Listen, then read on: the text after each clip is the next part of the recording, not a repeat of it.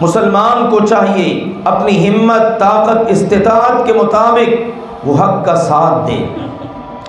آج بھی دنیا کے اندر خیر اور شر کی، حق اور باطل کی جنگ جاری ہے، اور اس میں دیکھیے کتنے مسلمان ہیں جو حق کے ساتھ کھڑے ہیں، اور کتنے ہیں جو ابھی بھی اپنے ایمان کا یہ لیول بھی نہیں بنا پا رہے کہ اپنے دل سے ہی اس کو برا تسلیم کر لیں جو شر کر رہا ہے۔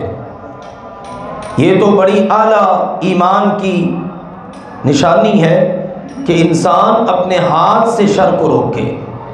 اس کی طاقت نہیں تو فرمایا زبان سے بھی طاقت نہیں ہے تو اپنے دل سے ہی برا تسلیم کر لے۔ لیکن اگر کوئی دل سے برا تسلیم نہیں کرتا، پھر اس کے بعد اس کے پاس رائی کے دانے کے برابر بھی ایمان موجود نہیں ہے۔ تو آئیے ایمان کی فکر کیجئے۔ اللہ کا وعدہ ایمان والوں کے ساتھ ہے۔